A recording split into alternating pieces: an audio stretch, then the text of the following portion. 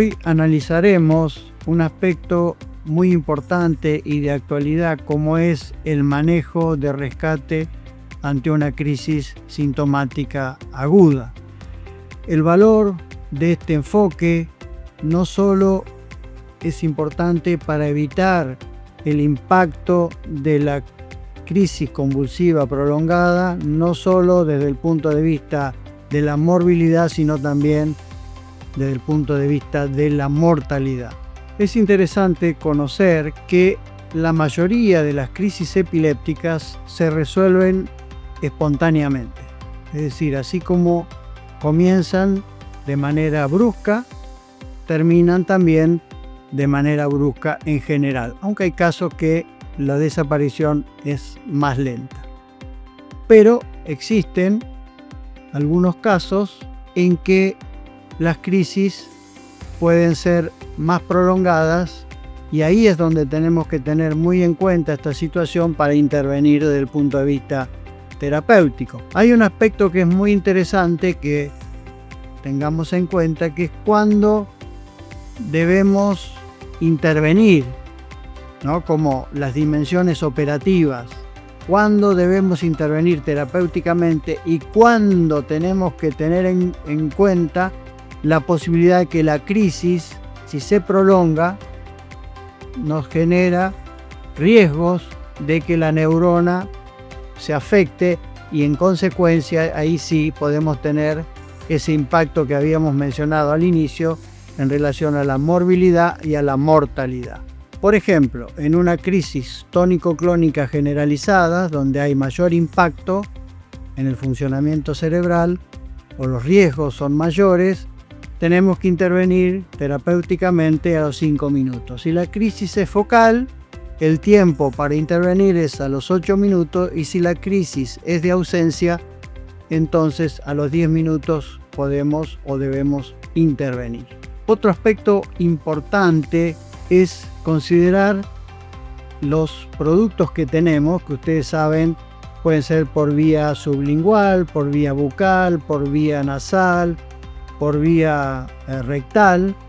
Claramente, cuando necesitamos utilizar la vía endovenosa, deja de ser un manejo de rescate de lo que hoy nosotros queremos demostrar. En ese caso, cuando tenemos que utilizar una vía endovenosa, ya requiere una asistencia, una atención, un manejo en un nivel hospitalario. Por lo tanto, es importante que conozcamos las ventajas y desventajas que tiene cualquiera de estas posibles vías de suministro. Y estoy convencido que probablemente en algunos pacientes necesitemos más de una de las fórmulas, porque ustedes saben que hay tantos tipos de crisis como tantos síndromes epilépticos, en donde muchos de los síndromes epilépticos, sobre todo los más complicados, tienen polimorfismo de crisis, y ese polimorfismo de crisis precisamente es lo que indica que podemos tener diferentes tipos de crisis en un determinado paciente, y esto habla claramente de la importancia de la individualidad, por lo cual tenemos que optimizar todas las posibilidades terapéuticas que tenemos y las diferentes vías de acceso que tenemos en el manejo de la convulsión sintomática aguda. El grupo de fármacos que utilizamos clásicamente en el manejo de la crisis sintomática aguda son las benzodiazepinas, diazepam, lorazepam, midazolam, y recién mencionamos las desventajas y las ventajas de las vías de administración, y también es importante que consideremos las ventajas y desventajas de estos fármacos. El manejo sintomático agudo, y es importante repetirlo, es fundamental porque tenemos que tener bien claro el momento más oportuno de su uso, porque en ocasiones puede ser tarde y llegar tarde a su uso implica riesgo de morbilidad y mortalidad. Hablando de estos riesgos de morbilidad y mortalidad, es importante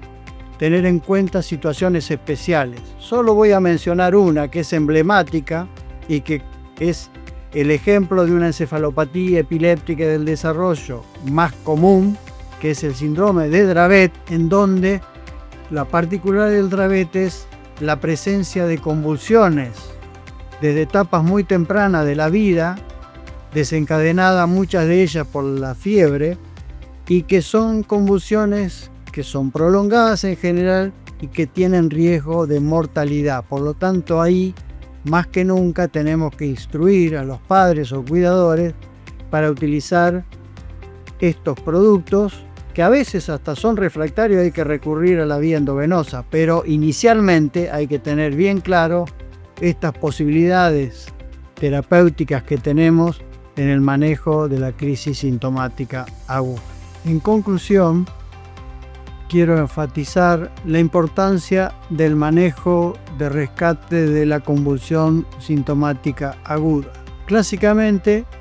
en nuestra práctica, estamos habituados a utilizar el diazepam por vía rectal y el lorazepam por vía sublingual. Sin embargo, en la actualidad contamos con nuevos productos, como por ejemplo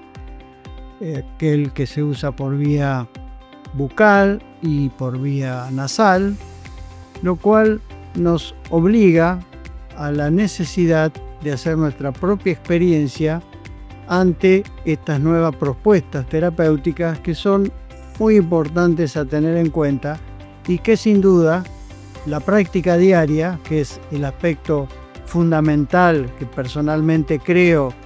debemos en nuestra práctica diaria utilizar, que es la experiencia precisamente, para optimizar estas nuevas posibilidades terapéuticas que tenemos en el manejo de las crisis sintomáticas agudas. Más aún, creo que en algunos casos,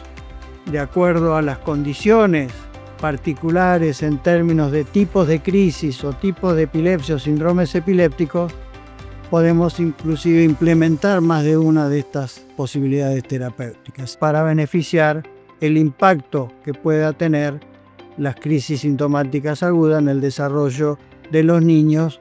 en relación no solo a la calidad de vida de ellos, sino también de sus familias.